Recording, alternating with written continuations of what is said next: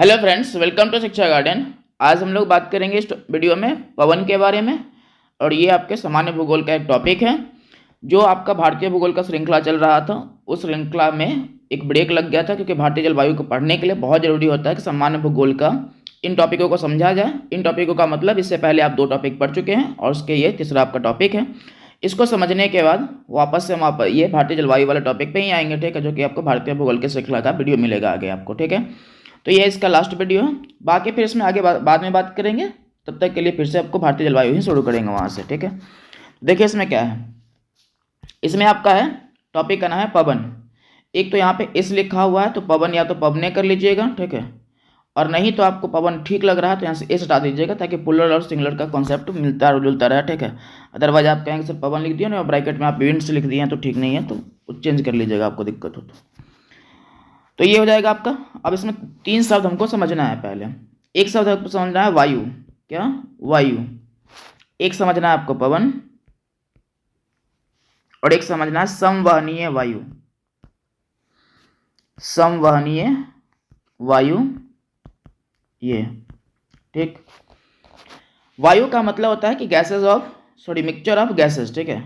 वायु का मतलब है मिक्सचर ऑफ गैसेस। तो जो मिश्रण होगा गैस का वो क्या कहलाएगा? वायु कहलाएगा। और इसी से आपको पता है कि जो हमारे पृथ्वी के चारों ओर जो फैला हुआ उसी को कहते हैं कि वायु का मंडल है, मतलब वायुमंडल है, ठीक। वो पवन का इंग्लिश होता है विंड। और विंड का मतलब क्या है कि वैसी हवाएं, ठीक है, वैसी वायु या हवाएं जो क्या है, क्षैतिज रूप से गतिशील हो, ठीक है। कैसे गतिशील हो? क्षैतिज रूप से, ठीक। मतलब पृथ्वी पर सतह पर क्षैतिज रूप से क्या हो, गतिशील हो, तो उसको बोलेंगे क्या कि ये क्या है, पवन है, ठीक। जो संवहनीय वायु है, इसका मतलब ये होता है कि वैसी वायु जो ऊर्ध्वाधर गतिशील हो, ठीक है, नीचे से ऊपर की ओर जाए, नीचे से क्या हो, ऊपर की ओर जाए, ठीक। इसको बोलते हैं कि क्या है, ये ऊर्ध्वाधर गतिशील है वायु, ठीक। जो आपके क्षैतिज रूप से चले, ठीक है। जैसे आप कहते हैं कि पूर्वा चल रहा है, पश्चिम चल रहा है, सब क्या है, पवन आपको क्षैतिज रूप से चलता है, ठीक। लेकिन जो पवन आपको सतह से ऊपर की ओर जाता है, वो दिखाई दे अंतरिक्ष की ओर, ठीक, तो उसको बोलेंगे क्या कि ये ऊर्ध्वाधर चल रहा है। और इस तरह के वायु कहते हैं क्या, संवहनीय वायु कहते हैं, ठीक।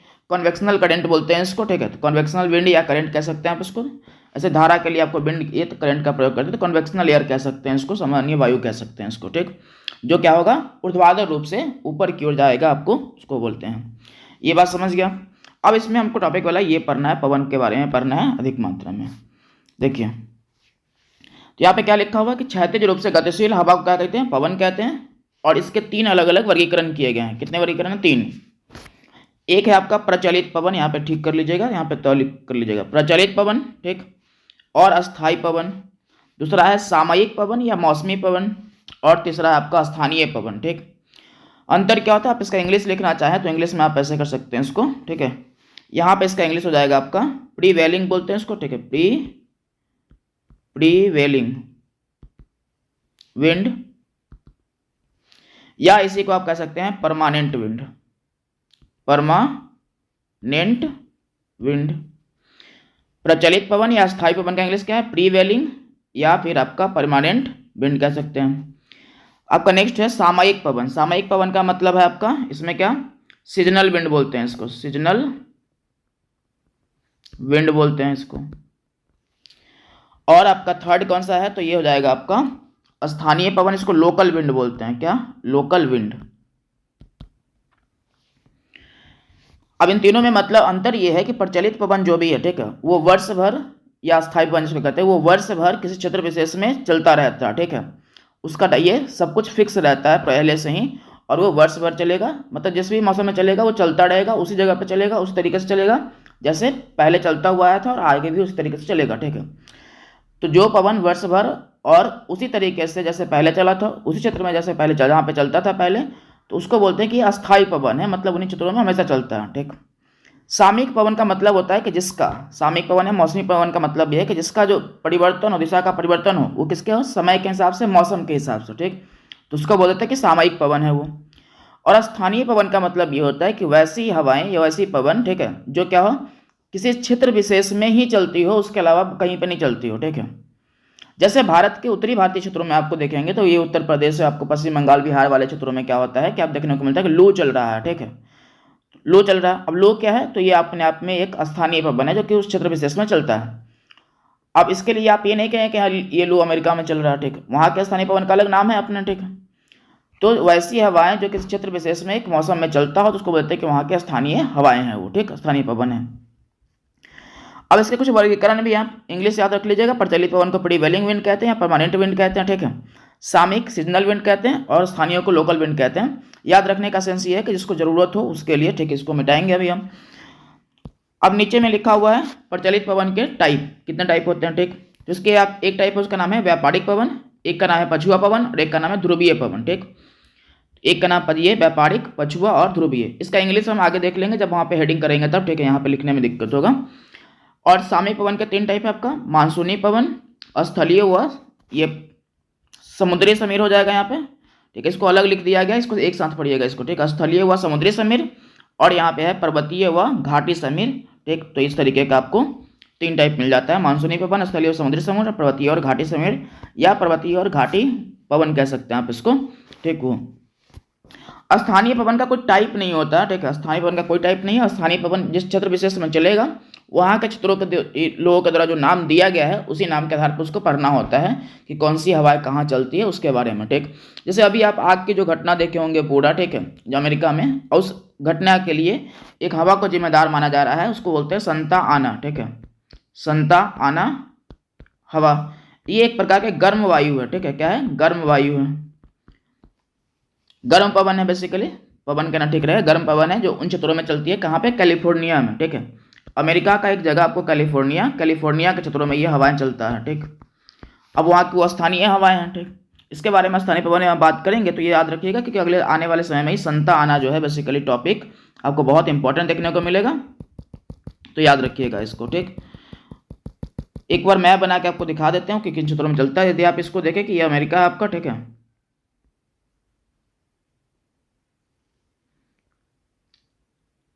ये है आपका अमेरिका। तो अमेरिका का जो ये वाला हिस्सा आप देख रहे हैं इसको बोलते हैं, इस वाले हिस्से को बोलते हैं कैलिफोर्निया, ठीक है। ये जो निकला हुआ हिस्सा है बाहर में उसको बोलते हैं कैलिफोर्निया, और ये कैलिफोर्निया एक प्रांत है वहाँ का, ठीक है। कहाँ का, अमेरिका का। कैलिफोर्निया वहाँ का क्या है, एक प्रांत है। और इस प्रांत में आपको एक ये क्षेत्र मिलेगा, उसका नाम है क्या, तो लॉस एंजलिस, ठीक है। लॉस एंजलिस, इंग्लिश हिंदी पढ़िए, ठीक है, लॉस एंजलिस। और इसी में एक जिला है वहाँ पे हुआ होता है, उसको बोलते हैं हॉलीवुड, ठीक, हॉलीवुड। तो हॉलीवुड वहाँ पे क्या है, एक जिला है, और इस हॉलीवुड में आपको ही बहुत सारा ये उन्हीं क्षेत्रों के आसपास में ये हवा चलता है, ठीक है। संता आना, लॉस एंजलिस का ये, ठीक है, संता आना हवा चलता है।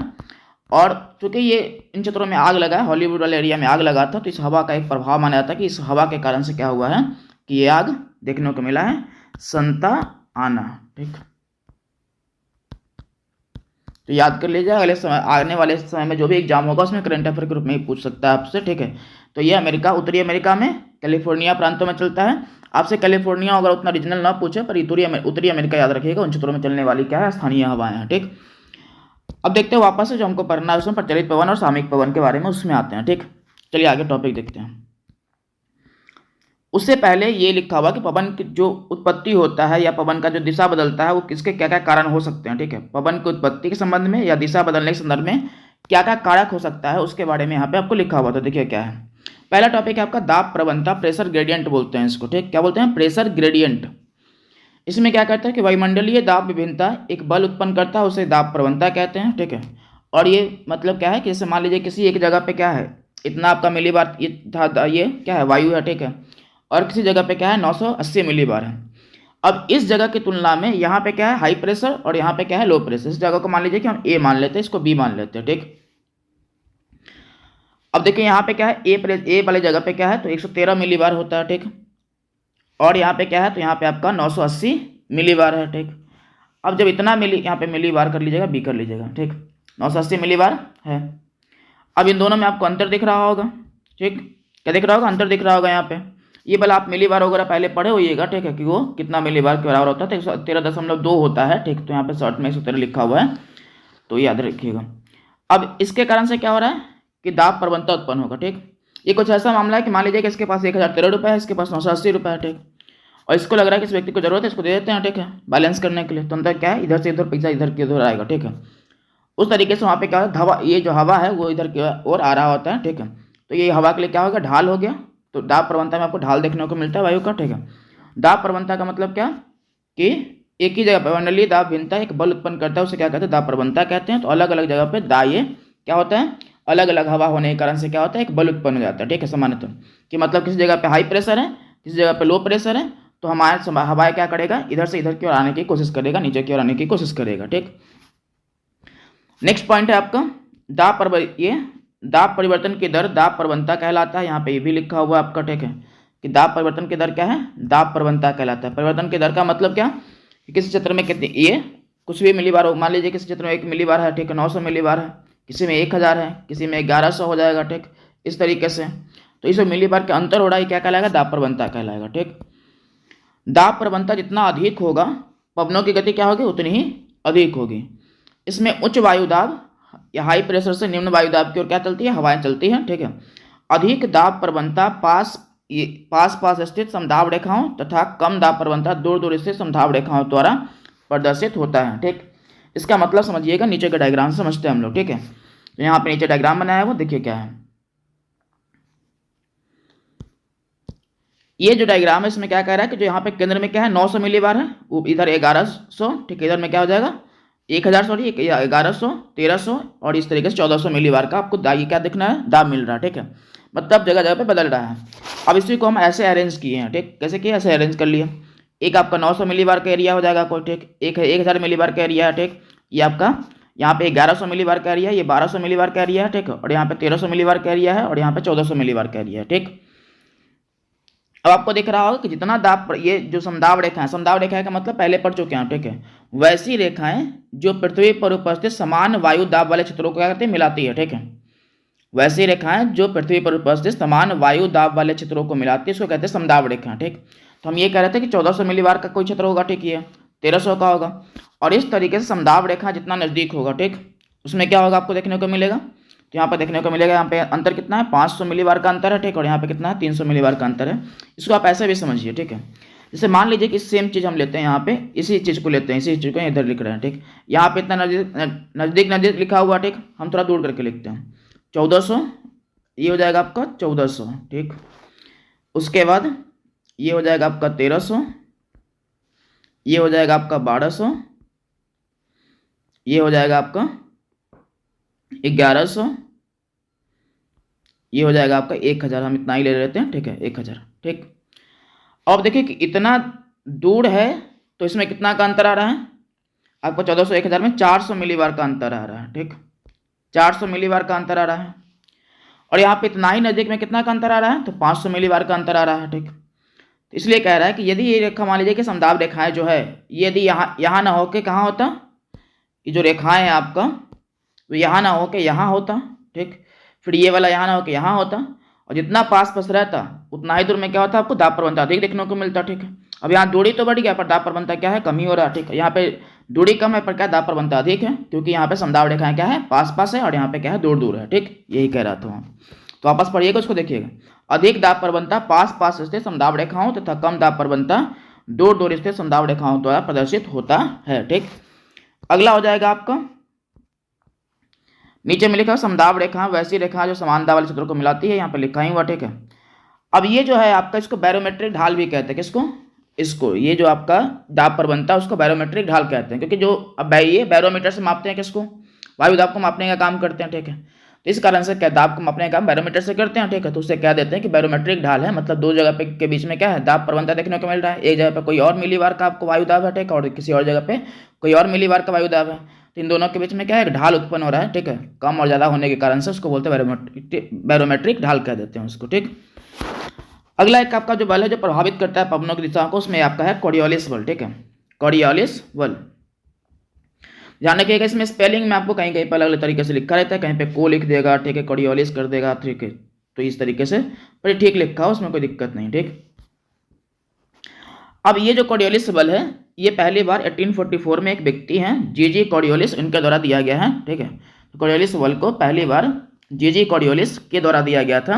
ये फ्रांसीसी वैज्ञानिक है और इनके द्वारा पहली बार आपको दिया गया है, ठीक। इसी कारण से इनके नाम पे, चूंकि कॉरियोलिस इनके नाम का है, इसलिए इनके नाम पे उस बल का नाम भी क्या कर दिया गया, कॉरियोलिस बल कर दिया गया, ठीक। इसमें क्या कह रहा है कि पृथ्वी का अपने अक्ष पर घूर्णन पवनों की दिशा को प्रभावित करता है, जिससे पवन विक्षेपित हो जाती है, और इसे विक्षेपी बल को क्या कहते हैं, कॉरियोलिस बल कहते हैं, ठीक। इसी विक्षेपी बल क्या कहेंगे, कॉरियोलिस बल कहेंगे। और इसकी खोज कौन किया था, सबसे पहले 1844 ईस्वी में जी कॉरियोलिस ने की थी, इसलिए इसे कॉरियोलिस बल कहते हैं। और नीचे में इसके बारे में आपको लिखा होगा डायरेक्शन की किस तरीके से उत्तरी गोलार्ध में मुड़ता है, दक्षिणी गोलार्ध में कैसे मुड़ता है, उसके बारे में लिखा हुआ होगा, ठीक। तो एक बात और ध्यान समझिए, जैसे मान लीजिए कि आपका ये पृथ्वी है, ठीक। आपको पता है कि पृथ्वी अपने अक्षों पे घूर्णन करता है, ठीक है, और अक्षों पे घूर्णन करता है, तो ये जो घूर्णन है उसके कारण से एक बल उत्पन्न होता है, ठीक है। जैसे सामान्य रूप से हवाएं चल सकता है, कोई दिक्कत नहीं, ठीक है, पर जब पृथ्वी घूर्णन करेगा तेजी गति से, तो जो हवाएं सामान्य रूप से चलता उसको उस तरीके से नहीं चलने देता है, उसके ऊपर पर ये परिवर्तन लाता दिशाओं में। इस कारण से उसको कहते हैं कि पृथ्वी के घूर्णन के कारण से एक विक्षेपी बल का जन्म होता है, जिसको डिफ्लेशन फोर्स कहते हैं, ठीक है। और वो विक्षेपी बल क्या करता है, तो अंततः डिफेक्शन फोर्स लिखा, डिफेक्शन फोर्स कहते हैं, जो कि क्या करता है, हवा को मोड़ने का काम करता है। तो कहने का मतलब हवा को प्रभावित करता है, क्योंकि आपको ऊपर में देखिए कि हवा को प्रभावित करने वाले कारकों के बारे में लोग पढ़ रहे हैं, पवन को प्रभावित करने वाले कारक के बारे में पढ़ रहे हैं, तो ये भी क्या करता है, उसको प्रभावित करता है, ठीक। कैसे प्रभावित करता है उसको देखते हैं, चलिए नीचे। इसमें यह है कि उत्तरी गोलार्ध में जो हवा है, ठीक है, आपको ये पता होगा पेटी के बारे में, पीछे वाले वीडियो में पढ़े थे, ठीक, कि 30 जो 0 डिग्री है आपका देशांतर रेखा, ठीक है, इसके पास क्या होता है, निम्न दाब का क्षेत्र होता है। एक बात और ध्यान रखिएगा, लो प्रेशर का मतलब, इसको जो इंग्लिश में क्या कहते हैं, लो प्रेशर कहते हैं, और एचपी मतलब क्या है, हाई प्रेशर, हाई प्रेशर, ठीक। इसी को हिंदी में कहते हैं निम्न दाब, इसको कहते हैं उच्च दाब। और उच्च दाब का मतलब क्या होता है कि जहां पे 1013 से मिलीबार से क्या होगा, वायु अधिक होगा, और जहां पे इससे कम होगा वहां पे निम्न दाब होगा, ठीक। तो वायु का दाब किस क्षेत्रों में यदि 1013 मिलीबार से अधिक लगता है उसको बोलेंगे क्या, कि वो है आपका ये उच्च दाब हो जाएगा, जहां पे कम लगता है उसको निम्न दाब बोल देंगे, ठीक, इस तरीके से। अब इसी के आधार पे क्या है, हम लोग पिछले क्लास में पढ़े थे कि ये जो आपका पेटी है वो अलग अलग जगह पे आपको हाई प्रेशर लो प्रेशर मिलते रहता है। तो जो हमारा विषुवत रेखा है इसके पास में क्या मिलता है, लो प्रेशर मिलता है, और जो हमारा 30 डिग्री अक्षांश रेखा है उसके पास में क्या मिलता है, तो हाई प्रेशर। फिर 60 डिग्री में क्या मिलता है, लो प्रेशर, और ऊपर में मिलता है 90 डिग्री के पास में हाई प्रेशर, ठीक। ये 60 से 65 लिखा रहता है, तो वहाँ पे डिटेल बताया गया, यहाँ पे शॉर्ट में आपको लिखा हुआ है ऐसे। ये अब इसमें होता क्या है, देखिए सामान्य रूप से जैसे मान लीजिए कि आपके पास दाब प्रवणता का क्या कॉन्सेप्ट है। दाब प्रवणता कहता है कि जहाँ पे वायु दाब कम होगा, जहाँ पे अधिक होगा, तो अधिक वाले क्षेत्र से क्या आएगी, आपको कम वाले क्षेत्रों में आएगी, ठीक है, सिंपल कॉन्सेप्ट है। अब इसमें यहाँ पे वैसे काम नहीं कर रहा होता, उसमें देखिए क्या है, यहाँ पे है आपका ये जो आपका हाई प्रेशर है, ठीक है, हाई प्रेशर से हवाएं कहाँ चला चाहिए था, लो प्रेशर की ओर, निम्न दाब की ओर, ठीक। यहाँ पे ऐसे चलता, सीधा चलता, ठीक, सीधा 90 डिग्री के एंगल पे, ठीक। पर 90 डिग्री के एंगल पे चल नहीं पाता है। क्यों नहीं चल पाता, तो कारण ये है कि पृथ्वी का जो भूविक्षेपी बल है, ठीक है, जो उसके घूर्णन गति के कारण से उत्पन्न हुआ है, वो उसको चलने नहीं देता है और अंततः उसको मोड़ देता है, ठीक। तो इस कारण से कहते हैं ये है कि ये क्या है, इसका आपको दिशा बदल जाएगा, ठीक। एक बात और थोड़ा समझ लीजिएगा, जो धरातल पर जो हवा है उसका दिशा 2 कारणों से बदलता है, ठीक। एक हो जाएगा क्या, वायु दाब के कारण से, और एक हो जाएगा पृथ्वी के घूर्णन गति के कारण से। वायु दाब के कारण का मतलब क्या है, कि वायु दाब के कारण से जो दाब प्रवणता का उत्पत्ति हो रहा था, ठीक है, कि वायु दाब के कारण से जैसे कहीं पे आपको हाई प्रेशर है, ठीक, और कहीं पे क्या है, लो प्रेशर है, इसके कारण से क्या उत्पन्न हो रहा था, दाब प्रवणता, मतलब हवाएं ये हाई प्रेशर से लो प्रेशर क्यों चले गए, ठीक, इसके उत्पत्ति के कारण से। और पृथ्वी के घूर्णन जो होता है, ठीक, उसके कारण से क्या होती है, 2 आधारों पे पवन की दिशा का डिसाइड होता है, ठीक है। अब चूंकि ये मान लीजिए कि हम पृथ्वी को स्थिर रख देते, ठीक है, हम ऐसे मान ले रहे हैं, ठीक, ध्यान रखिएगा, मान लेते हैं कि स्थिर रख दे पृथ्वी को, तो सामान्यतः यहाँ पे क्या देखने को मिल रहा है आपको, कि यहाँ पे है आपका हाई प्रेशर और यहाँ पे है लो प्रेशर 0 डिग्री के पास में, तो हवा सीधा सीधा चलना चाहिए था, ठीक। पर पृथ्वी तो स्थिर है नहीं, पृथ्वी क्या कर रहा है, गति कर रहा है, ठीक। और जब पृथ्वी गति कर रहा है तो क्या करेगा, वो क्या, ये जो भी हवा जो सीधा चलना चाहिए था, जो चलने की कोशिश कर रहा था, उसको क्या करेगा, घुमा देगा। और घुमाएगा तो किस तरीके से घुमाएगा, तो उसके लिए आपको नियम ये है कि उत्तरी गोलार्ध में क्या होता है कि ये हवाएं अपने जो चलने की दिशा है उससे दाहिनी ओर मुड़ जाती है, किधर, दाहिनी ओर। और दक्षिणी गोलार्ध में कैसे मुड़ेगा, तो यहाँ पे ये जो दो लाइन बनाएगा उसके पीछे रीजन ये है, ये जो लाइन आपको दिखा रहा है कि सामान्यतः हवा को ऐसे चलना चाहिए था, ठीक है, पर ये जो आपका ये कोरियोलिस बल है जो कि पृथ्वी के घूर्णन के कारण से उत्पन्न हो रहा है, ठीक, वो इसको ऐसे चलने नहीं देता है, इसको मोड़ देता है, ठीक, वैसे मोड़ देता है, और इस कारण से हवा का डायरेक्शन क्या हो जाएगा, बदल जाएगा आपको, ठीक। तो आपको उत्तरी गोलार्ध में हवाएं आपको कैसे चलेगी, तो दाईं ओर चलेगा, ठीक है, जहां से ओरिजिन हो रहा होगा उसके दाईं ओर, तो यहाँ से ओरिजिन हो रहा होगा, ठीक, तो इसके दाईं ओर ये हो जाएगा। और दक्षिणी गोलार्ध में कैसे चलता है, तो बाईं ओर चलता है, तो बाईं ओर मतलब ऐसे हो जाएगा, ठीक, ऐसे मुड़ जाएगा, ठीक। तो ये हमेशा याद रखिएगा, सवाल पूछा जाता है, हवा दाईं ओर और बाईं ओर मुड़ता है इस तरीके से। तो हवा दक्षिणी गोलार्ध में क्या होता है, पृथ्वी के कोरियोलिस बल के कारण से ये दाईं ओर मुड़ता है, सॉरी दक्षिणी गोलार्ध में बाईं ओर मुड़ता है, और उत्तरी गोलार्ध में कैसे मुड़ता है, दाईं ओर मुड़ता है, जो कि आपको यहाँ पे लिखा हुआ है, ठीक, यहाँ पे मोड़ के भी दिखाया हुआ, ठीक। आप इसको क्लॉकवाइज एंटी क्लॉकवाइज जैसे भी एडजस्ट करना कर लीजिए, ठीक है। वो अब इसमें एक सवाल ऐसा रहता है बच्चों का कि सर ये कोरियोलिस बल और फेरल का नियम दोनों एक है या अलग अलग है, ठीक है। वैसा इसमें देखिए क्या है, कोरियोलिस बल जो है बेसिकली ये बता रहा होता है, ठीक है, कि पृथ्वी के घूर्णन के कारण से जो आपका एक तो पहले से दाब प्रवणता था ही पृथ्वी पर, ठीक है, दाब प्रवणता मतलब हाई प्रेशर लो प्रेशर का आपको मिल रहा था, ठीक। पृथ्वी के घूर्णन के कारण से इसमें एक परिवर्तन देखने को मिला, ठीक है, और जो दाब प्रवणता के समकोण पर वायु को चलना चाहिए था, ठीक है, समकोण का मतलब सीधा सीधा इस एंगल पर चलना चाहिए था, ठीक है, क्योंकि यहाँ पे दाब प्रवणता है तो यहाँ का वायु सीधा यहाँ चल जाएगा, यहाँ का वायु यहाँ पे चल जाएगा, क्योंकि यहाँ पे हाई प्रेशर यहाँ पे लो प्रेशर है, तो वायु सीधा ऐसे पहुंच जाए, भाई बात क्या, तुम इतना क्यों घुमाना इधर उधर करना, ठीक। पर जो वैसे चलना चाहिए था वैसे नहीं बहकर क्या करता है, विक्षेपित रूप में बहती है, ठीक है। और उस विक्षेपित रूप में बहने को जो कंडीशन दिया गया था कि क्यों ऐसा बहती है, तो वो उत्तरी गोलार्ध में बाईं ओर, दाईं ओर, दक्षिणी गोलार्ध में बाईं ओर बहती है, ठीक। और इसी का सैद्धांतिक रूप, ठीक है, इस बात को कौन खोजा, इस बात को ये जी कोरियोलिस साहब खोजे, ठीक, इस बात को 1844 में, कि पृथ्वी के घूर्णन के कारण से एक बल उत्पन्न होता है, उस बल का जो डायरेक्शन हो जाता है, जो हवा को ये प्रभावित करता है, वो क्या करता है, उत्तरी गोलार्ध में दाईं ओर और दक्षिणी गोलार्ध में बाईं ओर। इसी का सैद्धांतिक रूप से, ठीक है, फेरल साहब सिर्फ हवा के संदर्भ में बात करते हैं, उनका घूर्णन से कोई लेना देना नहीं है, ठीक है। फेरल साहब सिर्फ हवा के संदर्भ में बात करते हैं, ठीक।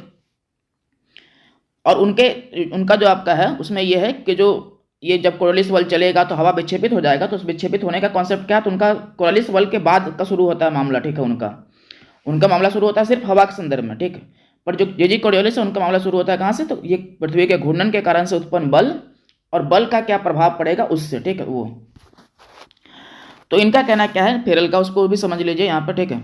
उसमें यह है कि आज मान लीजिए कि कोई ये जो है आपका पवन कहीं पे बह रहा है, ठीक है, जिस दिशा में पवन प्रवाहित हो रहा है उस दिशा में आप मुख करके खड़ा हो जाइए, ठीक है। आप मुख करके आप खड़े हो जाएंगे तो क्या होगा, जो हवाएं आपको उत्तरी ये आ रही हो, ठीक है, उस दिशा में मुख करके खड़े हो जाएंगे तो हवाएं उत्तरी गोलार्ध में दाहिनी ओर और दक्षिणी गोलार्ध में बाईं ओर मुड़ेगी, ठीक। ये उनका कथन है। उनका कथन क्या है कि जिस दिशा में पवन प्रवाहित हो रहा है, ठीक, उस दिशा में आप मुख करके खड़े हो जाइए, और उस खड़ा होने के बाद उत्तरी गोलार्ध में हवाएं दाहिनी ओर मुड़ जाएगी और दक्षिणी गोलार्ध में हवाएं बाईं ओर मुड़ जाएगी, ठीक। उसमें ये भी कहते हैं कि यदि मान लीजिए कि आप इसमें ऐसा मुख नहीं करना तो फिर आप उसमें ये भी लिखा रहता है, जो कि बात सेम ही है, उसमें कोई अंतर नहीं है, कि जिस दिशा से हवा आ रहा है उधर की ओर आप पीठ करके खड़े हो जाइए, ठीक है। और उसमें जो उसके बाद क्या हो जाएगा, आपके दाहिनी ओर ये उत्तरी गोलार्ध में दाहिनी ओर हवा मुड़ जाएगी और दक्षिणी गोलार्ध में बाईं ओर मुड़ जाएगी, तो वो है, ठीक। इसका ये मतलब नहीं कि कोरियोलिस साहब ने ये हवा के विक्षेपित होने का जो कॉन्सेप्ट था, जो दाईं ओर बाईं ओर वाला, वो नहीं दिए, वो दिए हैं, ठीक है, पर वो जोड़ के दिए हैं, और इनका सिर्फ सैद्धांतिक रूप से प्रूव करके ये सिर्फ हवा के संदर्भ में बात कर रहे होते हैं फेरल साहब, ठीक, वैसा। और आपको बहुत डाउट हो तो इसके संदर्भ में तो आप एनसीईआरटी जो क्लास 11 का है भौतिक भूगोल वाला, उसमें ये बात लिखा हुआ है, तो आप उसको भी पढ़ सकते हैं जब वो दिक्कत हो तो। चलिए देखिए आगे। अगला जो पॉइंट है आपका, इसके कारण पवन उत्तरी गोलार्ध में अपनी दाहिनी ओर विक्षेपित हो जाती है तथा दक्षिणी गोलार्ध में बाईं ओर मुड़ जाती है, जो कि आपको यहाँ डायरेक्शन बनाया हुआ है, इसको क्लॉकवाइज एंटी क्लॉकवाइज कह सकते हैं। ये आपका क्लॉकवाइज हो गया, एंटी क्लॉकवाइज हो गया, ठीक। वो नेक्स्ट है आपका वायु उत्तरी गोलार्ध में घड़ी की दिशा में तथा दक्षिणी गोलार्ध में घड़ी की विपरीत दिशा में चलता है, सब आपको यहाँ पे लिखा ही हुआ है, ठीक है। विषुवत वृत्त पर कोरियोलिस बल शून्य होता है और यह बल ध्रुवों पर अधिक लगता है। ठीक, इसका बात समझिएगा। विषुवत वृत्त पर ये क्यों शून्य होता है? विषुवत वृत्त पे आपको पता है कि शांत क्षेत्र होता है। पिछले वाले टॉपिक में पढ़े थे कि जो आपका 0 से 5 के बीच का जो क्षेत्र है, ठीक है, क्या 0 से 5 के बीच का क्षेत्र जो है, ये क्षेत्र क्या है? तो ये आपका होता है शांत कटिबंध या डोल्ड्रम बोलते हैं। क्या बोलते हैं? डोल्ड्रम बोलते हैं, सॉरी।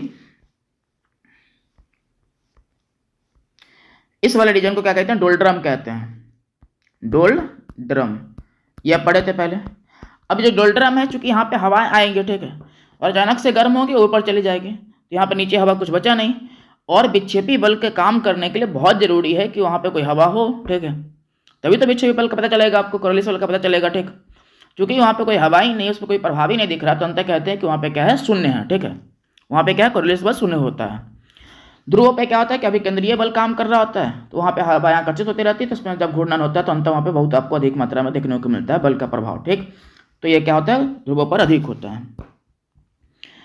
अब नेक्स्ट है आपका स्थानीय पवन के बारे में। आप पवन के उत्पत्ति के संबंध में जो कारक था और पवन को जो ये दिशा निर्धारित करने वाले जो कारक थे उसके बारे में हम समझ चुके हैं। ठीक है, अब जो हमको पढ़ना है उसमें क्या? स्थानीय पवन के बारे में, परमानेंट विंड, इसी को प्रचलित पवन भी कहते हैं, ठीक है, प्रीवेलिंग विंड भी कहते हैं, तो उसके बारे में पढ़ना है। अब स्थानीय पवन का 3 टाइप बताएंगे। ठीक, यहाँ पे पहले इसकी परिभाषा देख लीजिए आप, क्योंकि हम पहले भी पढ़ चुके हैं, आपको समझा चुके हैं। यहाँ पे कि पृथ्वी की सतह पर एक ही दिशा में वर्ष भर चलने वाली पवन को क्या कहते हैं? स्थानीय पवन कहते हैं। ठीक, और ये कितने प्रकार का होगा? तो 3 प्रकार का, व्यापारिक पवन, पछुआ पवन और ध्रुवीय पवन। ठीक, और इसका नट टाइप यहाँ पे नीचे में देखिए क्या क्या है। पहला आपका व्यापारिक पवन। ठीक, व्यापारिक पवन, इसको ट्रेड विंड कहते हैं। अच्छा, इसको व्यापारिक पवन इसलिए भी कहते हैं क्योंकि जो लोग व्यापार करने के उद्देश्य से आते थे यूरोप वगैरह के क्षेत्रों से, ठीक है, उनको व्यापार में, मतलब उनको जब जहाज चलाते थे तो उनको लाभ होता था। ठीक है, मतलब जहाज उनके आसानी से चल जाते थे इन क्षेत्रों में। ठीक, तो उनको कह दिया कि भाई ये व्यापारिक पवन है, ये उनके लाभ होता है। ठीक है, उनको इस कारण से व्यापारिक पवन कह दिया। ठीक, अब ये कहाँ बहता है? तो ये 5 डिग्री उत्तरी अक्षांश से 30 डिग्री उत्तरी अक्षांशों तथा 5 डिग्री दक्षिणी अक्षांश से 30 डिग्री दक्षिणी अक्षांशों के बीच में क्या होता है? चलता है ये। ठीक, वहाँ पे 5 डिग्री क्यों बोल रहे हैं? क्योंकि शांत क्षेत्रों में आपको देखने ही क्यों नहीं मिलेगा। ठीक, वहाँ पे हवाएं आती है, गर्म होती है, सीधे ऊपर चला जाता है। ठीक है, वहाँ पे रहता ही नहीं हवा। ठीक, अगला पॉइंट आपका, यह पवन उत्तरी गोलार्ध में उत्तर पूर्व से दक्षिण पश्चिम की ओर तथा दक्षिणी गोलार्ध में दक्षिण पूर्व से उत्तर पश्चिम की ओर चलता है। ये सब आपको यहाँ पे लिखा हुआ है। डायरेक्शन समझ लेते हैं नीचे में क्या क्या बनाया हुआ है, सो बाकी उसको फिर से समझ लीजिएगा आप। तो देखिए नीचे में आपका हो जाएगा ये बनाया हुआ आपका डायग्राम। इस डायग्राम में आपको एक डायरेक्शन का सिंबल बनाया हुआ कि यहाँ पे नॉर्थ होता है, ऊपर में साउथ होता है, इधर में ईस्ट होता है, इधर में वेस्ट होता है। फिर इन दोनों के बीच को नॉर्थ ईस्ट कहते हैं, इन दोनों को नॉर्थ वेस्ट कहते हैं। ठीक है, यहाँ पे साउथ ईस्ट और यहाँ पे साउथ वेस्ट। ठीक, बस अब आप देखेंगे कि यहाँ पे आपका 0 से 5 डिग्री के बीच में तो कुछ होता है नहीं, डोल्ड्रम होता है ये। ठीक, 5 से 30 और नीचे में 5 से 30, इसमें क्या देखिए आपको पता है कि यहाँ पे लो प्रेशर होता है। ठीक, और यहाँ पे होता है हाई प्रेशर। हवाएं कैसे चलना चाहिए था? हाई प्रेशर से लो प्रेशर की ओर सीधा। ठीक है, इसमें थोड़ा सा तिरछा कम किया गया है। ठीक है, ऐसे चलना चाहिए था। पर आपको पता है कि जब मान लीजिए कि यहाँ पे हाई प्रेशर, यहाँ पे लो प्रेशर, तो हम ऐसे हवा को लेते हैं। ठीक है, ऐसे। अब जब यहाँ से हवा को लेंगे, ठीक, तो उत्तरी गोलार्ध में आपको नियम पता है कि हवाएं क्या हो जाएगा? दाहिनी ओर मुड़ेगा। ठीक है, आप इस हवा को यहाँ पे मुख करके खड़ा कर लीजिए अपने आप को, तो क्या होगा? अंत आपको मुड़ता हुआ दिखाई देगा। ठीक, तो हवा क्या करता है? दाहिनी ओर मुड़ता है। ठीक, तो इसको दाहिनी ओर मुड़ा देंगे तो इसका डायरेक्शन हो जाएगा उत्तरी गोलार्ध में इस तरीके का। ठीक है, थोड़ा तिरछा ही कम किया हुआ, तो ठीक इस तरीके का डायरेक्शन आपका इन गोलार्धों में देखने को मिलेगा। ठीक, वही आप दक्षिणी गोलार्ध में देखेंगे कि हवा क्या होता है, क्योंकि यहाँ पे है लो प्रेशर, यहाँ पे हाई प्रेशर है, हवा को सीधा चलना चाहिए था, लेकिन क्या होता है दक्षिणी गोलार्ध में जो आपका भूविक्षेपी बल है, ठीक है, जिसके जो कोरियोलिस वाले जिसको कहते हैं, उसके कारण से क्या होता है? वो मुड़ जाता है। ठीक, तो ये आपको इस तरीके से मुड़ता हुआ दिखाई देगा। ठीक, इस तरीके से, इस तरीके का, तो ये डायरेक्शन आपको देखने को मिलता है। अब इसका डायरेक्शन देखिएगा तो डायरेक्शन बेसिकली निकालते हैं ये कि हवा जहाँ से उत्पत्ति होगा, ठीक है, हवा जहाँ से निकलता है वहीं से उसका नाम होता है। इस तरीके का आप लॉजिक ये यूज कर सकते हैं। ठीक है, हवा कहाँ से निकल रहा है? इधर से निकल रहा है। ठीक, तो इसका डायरेक्शन का नाम ये हो गया। ठीक, जा कहाँ पे रहा? तो इधर की ओर जा रहा था, साउथ वेस्ट हो गया। ठीक, तो उत्तर पूर्व से साउथ वेस्ट। नीचे वाला हवा को देखिए, दक्षिण गोलार्ध का हवा को। ठीक, ये किधर से उत्पत्ति लग रहा है आपको? इधर से लग रहा है। ठीक है, यदि सीधा ऐसा होता तो फिर साउथ हो जाता, लेकिन ये तिरछा है, तो तिरछा का मतलब क्या? यहाँ से उत्पत्ति हो रहा था, साउथ ईस्ट हो गया। ठीक, उत्तर पूर्व, ये दक्षिण पूर्व हो गया, और जा किधर क्यों रहा है? तो इधर के नॉर्थ वेस्ट की तरफ जा रहा है। ठीक, तो इसलिए आपको यहाँ पर डायरेक्शन का रोल होता है। ऊपर में यही बात लिखा हुआ था आपका ठीक, तो वापस एक बार देख लीजिए उस लाइन को। तो वहाँ पे लिखा हुआ ये है कि यह पवन जो है उत्तरी गोलार्ध में उत्तर पूर्व से क्या होता है दक्षिण पश्चिम की ओर, तथा दक्षिणी गोलार्ध में दक्षिण पूर्व से उत्तर पश्चिम की ओर चलता है। डायरेक्शन के बेस पे आप समझ सकते हैं। ठीक है, अब देखिए नीचे अगला है आपका, इस पवन का जो वर्ष भर एक ही दिशा में बहने के कारण सन्मार्गी पवन भी कहते हैं, स्थायी पवन भी कहते हैं, ये सब आपको देखने को मिलता है। ठीक है, वो अगला है आपका पछुआ पवन। क्या? पछुआ पवन, इसको बोलते हैं वेस्टर्लीज। तो वेस्टर्लीज पवन, ठीक, यह पवन 30 से लेकर 60-65 के बीच में अक्षांशों के दोनों गोलार्धों में चलता है। ठीक है, अक्षांशों के दोनों गोलार्धों में चलता है, मतलब दोनों गोलार्ध में आपको इतना इतना ये अक्षांश के बीच में चलेगा। ठीक, इस पवन की दिशा उत्तरी गोलार्ध में दक्षिण पश्चिम से उत्तर पूर्व तथा दक्षिणी गोलार्ध में उत्तर पश्चिम से दक्षिण पूर्व की ओर हो जाती है। डायरेक्शन फिर से देखेंगे तो फिर आपको मिल जाएगा। और ऐसे क्यों चलेगा? तो आपको पता है कि यहाँ पे 30 डिग्री के पास में होता है हाई प्रेशर, और 60 से 65 के बीच में क्या होता है लो प्रेशर होता है, जो कि आप पहले पढ़ चुके हैं ये बात। ठीक है, निम्न दाब पेटी होता है। तो हवा हाई प्रेशर से लो प्रेशर क्यों चलता है, नियम भी आपको पता है। तो हवा ऐसे चलेगा और अंततः फिर जब चलेगा तो उसको ऐसे चलने नहीं दिया जाएगा। क्या करेगा? उस पर कोरियोलिस बल काम करेगा, उसको हवा को मोड़ देता है। और मोड़ने का कॉन्सेप्ट आपको पता है, उत्तरी गोलार्ध में दाईं ओर और दक्षिणी गोलार्ध में बाईं ओर। ठीक, तो ये पहले उत्पत्ति कहाँ पे होगा? ये वाला तो 30 से 60 के बीच में होगा आपका। ठीक, और उत्तरी गोलार्ध में दक्षिण पश्चिम से उत्तर पूर्व तथा दक्षिणी गोलार्ध में उत्तर पश्चिम से दक्षिण पश्चिम ये पूरब की ओर होता है। नीचे में आपका डायग्राम बनाया है, उसको देख लीजिए।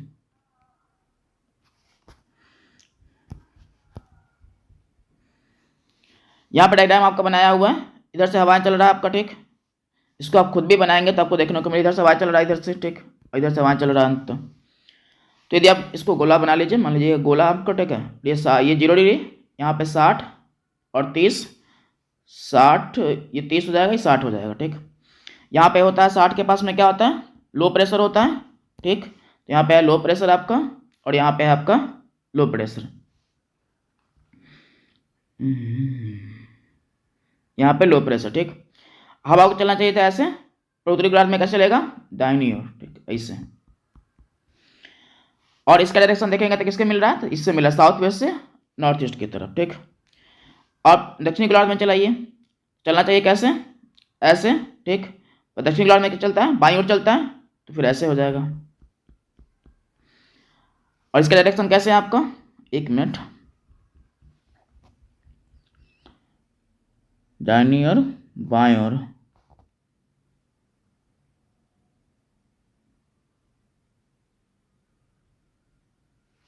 ठीक है,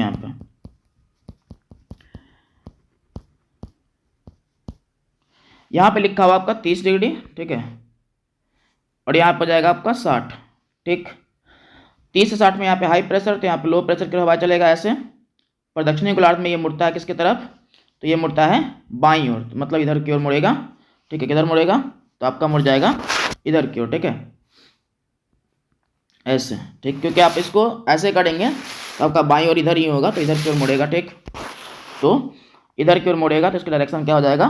इसके हिसाब से हो जाएगा आपका नॉर्थ वेस्ट से लेके साउथ ईस्ट की तरफ। ठीक, वो अगला हो जाएगा आपका, यहाँ पे लिखा है उत्तर पश्चिम से दक्षिण पश्चिम पूर्व की ओर मुड़ता है। कहाँ पे? दक्षिणी गोलार्ध में। ठीक, वो नीचे में यहाँ पे लिखा हुआ है कि इसमें जो है इस पवन की पेटी में जो दक्षिणी गोलार्ध होता है वहाँ पे 3 तरह का आपको क्या मिलेगा? पवन मिलेगा। ठीक है, उसमें क्या है? 40 डिग्री अक्षांश है आपका, 40 डिग्री अक्षांश, उसमें मिलेगा आपको गरजता 40 है। यहाँ पे गरजता कर लीजिएगा, गरजता 40 है। ठीक, 50 डिग्री अक्षांश पे मिलेगा आपको प्रचंड 50। ठीक, और 60 डिग्री अक्षांश पे मिलेगा आपको चिकता 60। ठीक है, 60 डिग्री अक्षांश पे क्या मिलेगा? चिकता 60 मिलेगा। ठीक, 3 इस तरीके से मिलता है। ये उत्तरी गोलार्ध में नहीं मिलता, ध्यान रखिएगा।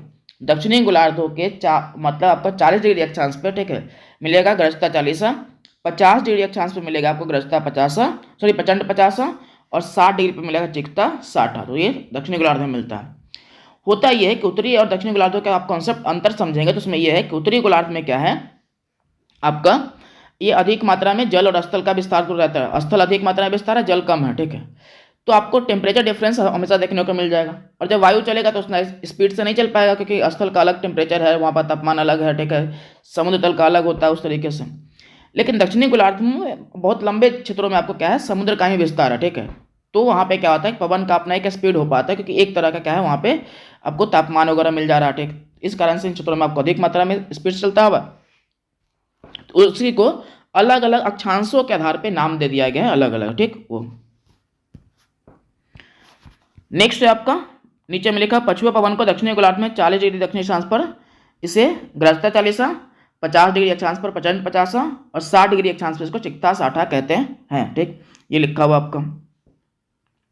नेक्स्ट आपका ध्रुवीय पवन, पोलर विंड बोलते हैं इसको। और इसमें क्या है आपका, तो इसमें आपका है ये कि यह पवन ध्रुवीय उच्च वायु दाब से उप ध्रुवीय निम्न वायु दाब की ओर चलती है। आपको निम्न वायु दाब पेटी आपको तो ऊपर भी देखें कि 60 डिग्री के पास क्या होता है, निम्न वायु दाब होता है। और ध्रुवों पे क्या होता है, चूंकि ठंडा क्षेत्र है, ठीक है, और वहाँ पे हवाएं ये क्या होती है, अभिकेंद्रित होती है, मतलब वहाँ पे आती है बैठती है, तो हम तो वहाँ पे उच्च दाब बन जाता है, ठीक। तो जब वहाँ पे उच्च दाब बनेगा तो हवाएं उच्च दाब से 60 डिग्री के इधर निम्न दाब की ओर चलेगा, ठीक। और जब चलेगा तो फिर से वही कॉन्सेप्ट कि जब ये उत्तरी गोलार्ध में चलता है किधर दाईं ओर मुड़ता है, तो दाईं ओर मुड़ेगा, और दाईं ओर मुड़ेगा तो इस तरीके से आपको डायरेक्शन देखने को मिलेगा, इस तरीके से, ठीक। दाईं ओर मुड़ जाएगा। और दक्षिणी गोलार्ध में देखेंगे तो कैसे मुड़ेगा, तो यहाँ पे इधर चलना चाहिए था इसको, ठीक। तो बाईं ओर मुड़ेगा तो इस तरीके से मुड़ेगा, थोड़ा तिरछा कर लीजिएगा और इसमें, ठीक। आप डायग्राम बनाएंगे तो मतलब थोड़ा सा ऐसे तिरछा करके बनाना है, ठीक, ऐसे। अब ये जो है आपका मुड़ जाएगा। और ये क्यों मुड़ता है, तो कोरियोलिस बल के कारण मुड़ता है, जो नियम है आपका। उत्तरी गोलार्ध में इसकी दिशा उत्तर पूर्व से दक्षिण पश्चिम की ओर, एवं दक्षिणी गोलार्ध में इसकी दिशा क्या होता है, दक्षिण पूर्व से उत्तर पश्चिम की ओर होता है, जो कि आपको डायरेक्शन बनाकर सब ये डिनोट करके दिखाया गया है, ये तो ध्यान रखिएगा इसको, ठीक। नेक्स्ट है आपका,